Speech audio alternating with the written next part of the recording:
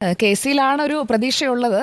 K സിയുടെ വഴിക്ക് കോൺഗ്രസ് വരികയാണെങ്കിൽ കേരളത്തിൽ യു ഡി എഫിന് അധികാരത്തിലെത്താനായിട്ടുള്ള സാധ്യത 2026 അല്ലാതെ വിഘടിച്ച് നിന്ന് സ്വന്തം കാര്യം സിന്ദാബാദ് എന്ന് പറഞ്ഞുകൊണ്ട് നേതാക്കൾ പോവുകയാണ് എന്നുണ്ടെങ്കിൽ 2026 വീണ്ടും പ്രതിപക്ഷത്ത് ഇരിക്കേണ്ടി വരും. അപ്പോൾ പ്രതിപക്ഷത്ത് ഇരിക്കുമ്പോൾ കൂടെ ആരാണ് ഇരിക്കുന്നത് എന്നതുകൂടി നോക്കേണ്ടി വരും. അതായത് പ്രതിപക്ഷത്തും ഒരു നാണംകെട്ട ഇരിപ്പ് ഇരിക്കേണ്ടി വരും. അപ്പോൾ അതുകൊണ്ട് കെ സി ഇപ്പോൾ പറഞ്ഞിരിക്കുന്നത് ഈ നേതാക്കളുടെ തമ്മിൽ തല്ലൊക്കെ ഒഴിവാക്കിക്കൊണ്ട് ഒന്നിച്ച് മുന്നോട്ട് പോകണം എന്ന് തന്നെയാണ്. അപ്പോൾ ആ തമ്മിൽ തല്ലൊക്കെ നിർത്തി ഒന്ന് മര്യാദയ്ക്ക് എല്ലാവരെയും സംഘടനാ വഴിയിൽ കൊണ്ടുവരുന്നതിനായിട്ടുള്ള കൂടിയാലോചനകളാണ് വയനാട്ടിലെ സപ്ത റിസോർട്ടിൽ ഇപ്പോൾ നടന്നുകൊണ്ടിരിക്കുന്നത്. അതേക്കുറിച്ചാണ് നമ്മളിപ്പോൾ ചർച്ച ചെയ്യുന്നത്. അപ്പോൾ ഇന്നും നാളെയുമായി നടക്കുന്ന ഈ ചർച്ചയിൽ പ്രധാനമായും ഇപ്പോൾ വയനാട്ടിൽ എങ്ങനെ ക്യാമ്പയിൻ വേണം അങ്ങനെയുള്ള കാര്യങ്ങൾ മാത്രമാണ് ഇപ്പോൾ ചർച്ച ചെയ്തുകൊണ്ടിരിക്കുന്നത് എന്ന് ഞാൻ കരുതുന്നില്ല. ഉദ്ഘാടന സെഷനിലടക്കം അധ്യക്ഷ പ്രസംഗത്തിൽ കെ സുധാകരനടക്കം ഉണ്ടായ വീഴ്ചകൾ എന്താണ് എന്ന് തുറന്നു പറയാൻ തയ്യാറായി എന്നത് സ്വാഗതാർഹമായ കാര്യമാണ്. അതായത് വോട്ട് ചോർച്ച എന്നത് കോൺഗ്രസ് അംഗീകരിക്കുകയാണ്. അതാണ് സപ്താ റിസോർട്ടിൽ ഇപ്പോൾ നടന്നുകൊണ്ടിരിക്കുന്നത്. തങ്ങളുടെ കീശയിലെ വോട്ട് ചോർന്നു എന്നുള്ളത് കോൺഗ്രസ് സ്വയം വിലയിരുത്തുന്നു, അത് അംഗീകരിക്കുന്നു. അത് ഉൾക്കൊണ്ടുകൊണ്ട്, അതായത് ഇപ്പോൾ നേടിയിരിക്കുന്ന വിജയം എന്ന് പറയുന്നത് ഒരു പൂർണ്ണ വിജയമാണ് എന്ന് കോൺഗ്രസ് കരുതുന്നില്ല. പുറത്തേക്ക് അവർ അങ്ങനെ പറയുന്നില്ല എങ്കിൽ പോലും ഒരു പൂർണ്ണ വിജയമാണ് തങ്ങൾ നേടിയത് എന്ന് കോൺഗ്രസ് കരുതുന്നില്ല. അത് നേതാക്കൾക്കിടയിലുള്ള ഈ ചർച്ചയിൽ ഉണ്ടാകുന്നുണ്ട് എന്ന് വേണം കരുതാൻ. ഈ KPCCയുടെ ക്യാമ്പ് എക്സിക്യൂട്ടീവിൽ 123 പ്രതിനിധികൾ പങ്കെടുക്കുന്നു എന്നുള്ളതാണ് നമ്മൾ കേൾക്കുന്നത്. ഇതിൽ നമ്മൾ നേരത്തെ കണ്ട ഒരു സംവിധാനമുണ്ട്. KPCCയുടെ കുറേ സെക്രട്ടറിമാരെ, അതായത് ഒരു അക്കോമഡേഷൻ ഉണ്ടായിരുന്നല്ലോ, അക്കോമഡേഷൻ പ്രോസസ്സ് പോലെ നടന്ന് മറ്റ് സംഘടനകളുടെ അതുപോലെ തന്നെ നേതാക്കളുടെയൊക്കെ ശിങ്കിടിയായിട്ട് നിൽക്കുന്ന ആളുകളെ എല്ലാവരെയും സെക്രട്ടറിയാക്കും. KPCC സെക്രട്ടറി എന്ന് പറഞ്ഞുകൊണ്ട് ഒരു പോസ്റ്റ് ക്രിയേറ്റ് ചെയ്യുക, അതിൽ കുറേ ആളുകളെ വെക്കുന്നു. ആ സെക്രട്ടറിമാരെ ഒന്നും ഇതിലേക്ക് വിളിച്ചതായിട്ട് ഞാൻ കരുതുന്നില്ല. ഇപ്പോൾ പങ്കെടുത്തുകൊണ്ടിരിക്കുന്നത് KPCC പ്രസിഡന്റ്, അതുപോലെ തന്നെ AICC ജനറൽ സെക്രട്ടറി. അവർ കഴിഞ്ഞു കഴിഞ്ഞാൽ KPCCയുടെ രാഷ്ട്രീയകാര്യ സമിതി അംഗങ്ങളുണ്ട്, KPCC നിർവാഹക സമിതി അംഗങ്ങളുണ്ട്. ഭാരവാഹികൾ എന്ന് പറയുന്നതിൽ എല്ലാ ഭാരവാഹികളും, കാരണം ജംബോ കമ്മിറ്റീസ് ആണ്, അങ്ങനെ എല്ലാവരെയും ഉൾപ്പെടുത്തിയിട്ടില്ല എന്ന് വേണം കരുതാൻ. കാരണം ഈ പുറത്ത് വരുന്ന 123 എന്ന് പറയുന്ന നമ്പറിൽ ഈ ഒരു കമ്മിറ്റി തന്നെ ഉൾപ്പെടുത്താൻ കഴിയില്ല. കാരണം വലിയ കമ്മിറ്റിയാണല്ലോ.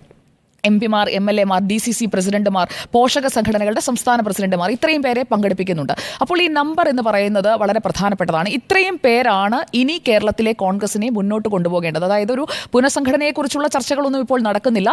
ഇപ്പോഴുള്ള സംഘടനയെ ഒന്ന് സ്ട്രെങ്തൻ ചെയ്യുക, അതാണ് KC വേണുഗോപാൽ ഉദ്ദേശിക്കുന്നതെന്നാണ് ഞാൻ മനസ്സിലാക്കുന്നത്.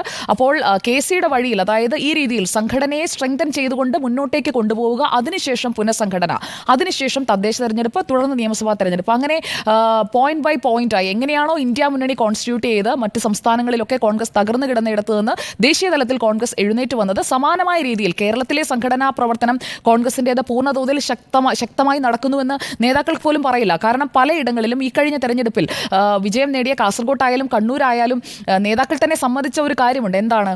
അവർക്ക് ബൂത്തുകളിൽ ഇരിക്കാനായി ഏജന്റുമാർ പോലും ഇല്ലാത്ത അവസ്ഥയുണ്ടായിരുന്നു. വോട്ടെണ്ണുന്ന വേളയിൽ, കൗണ്ടിംഗ് വേളയിൽ, വോട്ടെണ്ണുന്ന വേളയിൽ ആളുകൾ ഉണ്ടായിരുന്നില്ല, വോട്ട് ചെയ്യുന്ന വേളയിൽ ആളുകൾ ഉണ്ടായിരുന്നില്ല. അതായത് ചിലയിടങ്ങളിലൊക്കെ പ്രതീക്ഷിക്കാത്ത വിജയം അവർക്ക് കിട്ടി. അപ്പോൾ ആ പ്രതീക്ഷിക്കാത്ത വിജയം കിട്ടിയ കേന്ദ്രങ്ങളെ അതെങ്ങനെയാണ് സംഭവിച്ചത് എന്നുള്ളത് അത് കൃത്യമായി ഇഴകേറി പരിശോധിക്കേണ്ടതുണ്ട്. കാരണം അതെന്ന് പറയുന്നത് സ്ഥിരമായി നിൽക്കുന്ന വോട്ടുകളാണോ, അതോ പെട്ടെന്ന് ഇടതുപക്ഷത്തോട്, പിണറായി വിജയനോട് ഒക്കെയുള്ള ഒരു ദേഷ്യത്തിന് മാറിക്കുത്തുന്ന ആളുകളുണ്ട്. അതുപോലെ തന്നെ കൃത്യമായി കോൺഗ്രസിന് മാത്രം വോട്ട് ചെയ്യാനായി തീരുമാനിച്ചുറപ്പിച്ച് വന്ന് ഇത്തവണ ചെയ്ത ആളുകളുമുണ്ട്.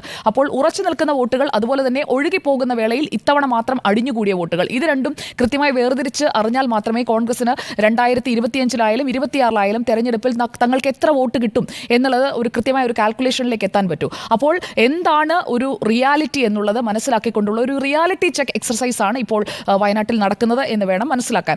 അതോടൊപ്പം അവർ മുന്നോട്ട് വയ്ക്കുന്ന ടാർഗറ്റ് നോക്കൂ. തദ്ദേശ തെരഞ്ഞെടുപ്പിൽ 70%, അതായത് 50 അല്ല 70 ആണ്, 70% സ്വന്തമാക്കുക എന്ന് പറയുന്ന ഒരു വലിയ ടാർഗറ്റ് മുന്നിലേക്ക് വയ്ക്കുകയാണ്. അത് ഇടതുപക്ഷത്തിൽ നിന്ന് അത്രയും സീറ്റുകൾ, തദ്ദേശ തെരഞ്ഞെടുപ്പിൽ അത്രയും സീറ്റുകൾ ഇപ്പുറത്തേക്ക് കൊണ്ടുവരിക എന്ന് പറയുന്നത് എളുപ്പമുള്ള ഒരു കാര്യമല്ല. അതുകൊണ്ട് തന്നെ നിങ്ങളുടെ ഇപ്പോഴിടുന്ന എഫേർട്ട് പോരാ. അതായത് തെരഞ്ഞെടുപ്പ് ആകുമ്പോഴേക്കും ബൂത്ത് ലെവലിലും അല്ലാതെ പഞ്ചായത്ത് ലെവലിലും ഒക്കെ ഇറങ്ങി പ്രവർത്തിക്കുന്ന ആ പ്രവർത്തനം പോരാ എന്നത് കൃത്യമായി ഈ വിളിച്ചു കൂട്ടിയിരിക്കുന്ന ആളുകൾക്ക് കൃത്യമായ നിർദ്ദേശം കൊടുക്കുകയാണ്. അതായത് മേലനങ്ങി പണിയെടുക്കണം എന്ന നിർദ്ദേശം കൃത്യമായി കൊടുക്കുന്നതിനുള്ള യോഗമാണ് ഇപ്പോൾ നടക്കുന്ന ഈ KPCCയുടെ ചിന്തൻ ശിബിരം എന്ന് വേണമെങ്കിൽ വിളിക്കാം, ക്യാമ്പ് എക്സിക്യൂട്ടീവിൽ നടക്കുന്നത് എന്ന് വേണം മനസ്സിലാക്കാൻ. BJP-യിലേക്കുണ്ടായ വോട്ട് ചോർച്ച, അത് കോൺഗ്രസ് നേതാക്കൾ പുറത്തേക്ക് പറയുന്നില്ല എങ്കിലും അത് അവരെ വല്ലാതെ അലോസരപ്പെടുത്തുന്നുണ്ട് എന്നുള്ളത് ഒരു സത്യമാണ്. കാരണം CPIM-ലേക്ക് പോകുന്ന വോട്ടുകൾ CPIM-നോട് അതൃപ്തി ഉണ്ടാകുമ്പോൾ തിരിച്ചു വരും. പക്ഷേ BJP-യിലേക്ക് സംഭവിച്ചിരിക്കുന്നത് ഒരു ആശയപരമായ ഷിഫ്റ്റാണ്. അപ്പോൾ ആ ആശയപരമായ ഷിഫ്റ്റ് സംഭവിക്കുക എന്ന് പറയുന്നതിൻ്റെ അർത്ഥം തിരികെ കോൺഗ്രസിലേക്ക് വരാനുള്ള സാധ്യത അല്ലെങ്കിൽ CPM-ലേക്ക് പോകാനുള്ള സാധ്യത എന്ന് പറയുന്നത് വളരെ കുറവാണ് എന്നുള്ളത് കോൺഗ്രസ് തിരിച്ചറിയുന്നുണ്ട്. അതുകൊണ്ട് തന്നെ അങ്ങനെ പോയ വോട്ടുകളെ തിരിച്ചു കൊണ്ടുവരാൻ കഴിയില്ല എന്ന ഒരു വിലയിരുത്തൽ അവർക്കുണ്ട്. അതുകൊണ്ട് ആ ചോർച്ച അടയ്ക്കുക എത്രയും പെട്ടെന്ന്, അതായത് ഒരു വിള്ളൽ കണ്ടെത്തി കഴിഞ്ഞാൽ അത് എത്രയും പെട്ടെന്ന് അടയ്ക്കുക എന്നതും പ്രധാനമാണ്. അല്ല എങ്കിൽ വീണ്ടും വീണ്ടും കപ്പലിനുള്ളിലേക്ക് വെള്ളം കയറിക്കൊണ്ടിരിക്കും. എത്ര നല്ല കപ്പിത്താനാണെങ്കിലും ആ കപ്പൽ മുങ്ങും. അത് CPIM തിരിച്ചറിഞ്ഞില്ലെങ്കിലും കോൺഗ്രസ് തിരിച്ചറിയുന്നുണ്ട് എന്ന് വേണം മനസ്സിലാക്കാൻ. കാരണം അവരുടെ കപ്പലിൽ ഇപ്പോൾ തന്നെയുള്ള ആളുകളിൽ ബാക്കി കൂടി ഇറങ്ങിപ്പോയി കഴിഞ്ഞാൽ എന്താകും കഥ എന്ന ഒരു ശങ്ക അവർക്കുണ്ട്. കാരണം കെ സുരേന്ദ്രനൊക്കെ ഇടയ്ക്കിടയ്ക്ക് പേടിപ്പിക്കാനായി പറയുന്നുണ്ട്, കോൺഗ്രസ് നേതാക്കളുമായിട്ടൊക്കെ ഞങ്ങൾ ചർച്ച നടത്തുന്നുണ്ട്, CPIM നേതാക്കളുമായി ഞങ്ങൾ ചർച്ച നടത്തുന്നുണ്ട്. മറുഭാഗത്തുനിന്നുള്ള പ്രതികരണം വരുന്നുണ്ടെങ്കിലും ആരാണ് ആ ചർച്ച നടത്തിയ ആളുകൾ എന്നുള്ള സംശയം പല നേതാക്കൾക്കും പരസ്പരം അങ്ങോട്ടും ഇങ്ങോട്ടും ഉണ്ടാകാനുള്ള ഒരു സാധ്യത തള്ളിക്കളയാൻ കഴിയില്ല. മാത്രമല്ല BJP അങ്ങനെയുള്ള ശ്രമങ്ങൾ നടത്തുമെന്നുള്ളതും ഉറപ്പാണ്. കാരണം 2026 മെച്ചപ്പെട്ട പെർഫോമൻസ് എന്നുള്ള ഒറ്റ ലക്ഷ്യത്തോടെയാണ് അവരിപ്പോൾ നേതൃ ക്യാമ്പടക്കം സംഘടിപ്പിച്ചത്. കാരണം നോക്കൂ, ഇപ്പോൾ JP നദ്ദ പങ്കെടുത്ത ഒരു യോഗം വിശാല നേതൃയോഗമാണ് നടന്നത്. അതായത് KPCC-യുടെ ക്യാമ്പ് എക്സിക്യൂട്ടീവ് 123 പേരുമായി വയനാട്ടിൽ ഇപ്പോൾ നടന്നുകൊണ്ടിരിക്കുമ്പോൾ അതിനു മുൻപേ JP നദ്ദയെ കേരളത്തിൽ കൊണ്ടുവന്ന പഞ്ചായത്ത് പ്രസിഡന്റുമാർ മുതലുള്ള ആളുകളുടെ യോഗം തദ്ദേശ തെരഞ്ഞെടുപ്പിന്റെ പ്രവർത്തനത്തിന് അവർ തുടക്കം കുറിച്ചു കഴിഞ്ഞു. വലിയ രീതിയിൽ ചർച്ചയായില്ല, പക്ഷേ നടന്നത് അതാണ്. തദ്ദേശ തെരഞ്ഞെടുപ്പിന്റെ പ്രവർത്തനങ്ങൾക്ക് ഔദ്യോഗികമായി അവർ തുടക്കമിട്ടിരിക്കുകയാണ്. കെ സുരേന്ദ്രൻ പഞ്ചായത്ത് തല യാത്ര നടത്തുന്നു. അതുപോലെ സംസ്ഥാന നേതാക്കൾ ഓരോ പഞ്ചായത്തുകളിലും ക്യാമ്പ് ചെയ്ത്, പഞ്ചായത്ത് ചുമതലയാണ്, പഞ്ചായത്തുകളിൽ ക്യാമ്പ് ചെയ്തുകൊണ്ടുള്ള ഒരു തദ്ദേശ തെരഞ്ഞെടുപ്പ് പ്രവർത്തനത്തിലേക്ക് ആ രീതിയിൽ ജോലി വിഭജിച്ചുകൊണ്ട് അവർ പോവുകയാണ്. ആറ്റിങ്ങലിലൊക്കെ പരീക്ഷിച്ച് വിജയിച്ച മാതൃകയാണ്. അതായത് ഒരു നേതാവ് ആ മണ്ഡലത്തിനടുത്ത് തന്നെ ഉണ്ടാവുക, ആ മണ്ഡലത്തിൽ പൂർണ്ണമായും ഫോക്കസ് ചെയ്യുക, അവിടുത്തെ പരിപാടികളിൽ കൃത്യമായി പങ്കെടുക്കുക. അങ്ങനെ ആ V മുരളീധരനിലൂടെ കൊണ്ടുവന്ന മാതൃക അവർ കേരളം മുഴുവൻ വ്യാപിപ്പിക്കുകയാണെങ്കിൽ ഉണ്ണിസാർ പറഞ്ഞതുപോലെ 11+8 എന്നുള്ളതല്ല, അതിനും അപ്പുറത്തേക്ക് അവർക്ക് പോകാൻ കഴിയും, സമയവുമുണ്ട്. അപ്പോൾ ആ രീതിയിലുള്ള പ്രവർത്തനം അവർ തുടങ്ങിയിരിക്കുന്നു. ആശയപരമായുള്ള അടിത്തറ വിപുലമാക്കുന്നു. മറ്റ് ക്യാമ്പുകളിൽ നിന്നുള്ള നേതാക്കളെ അടർത്തിയെടുത്തുകൊണ്ട് അവർക്കൊരു പൊട്ടൻഷ്യൽ ത്രെറ്റ് കൊടുക്കുന്നു. അതായത് അവരുടെ രഹസ്യങ്ങൾ അറിയാവുന്ന ആ പ്രദേശത്ത് പ്രാദേശികമായി ചലനം ഉണ്ടാക്കാൻ കഴിയുന്ന നേതാക്കളെ അടർത്തിക്കൊണ്ടുവരിക.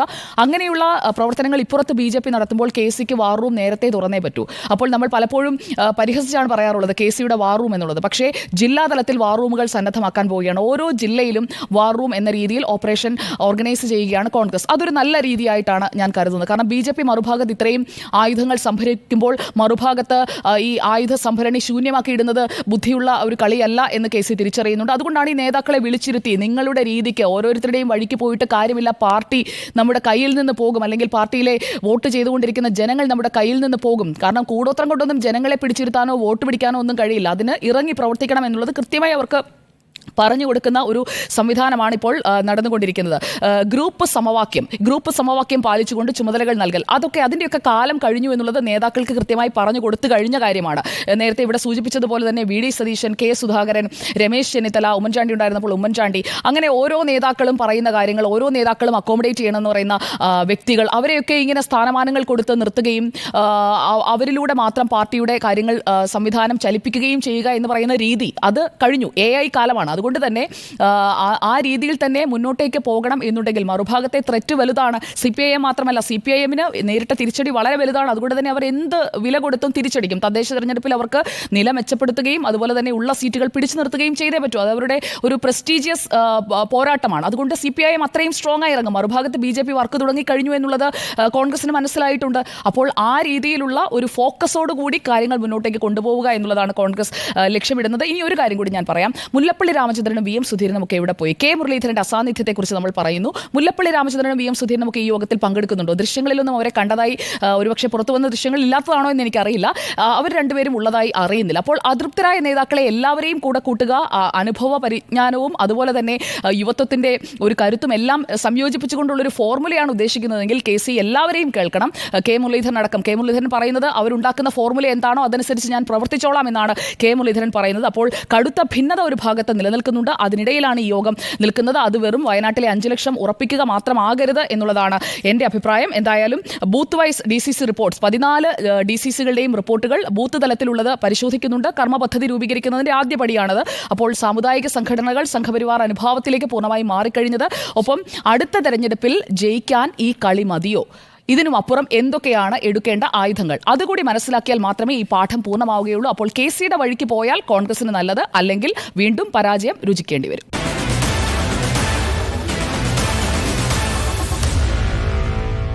Meet the editors.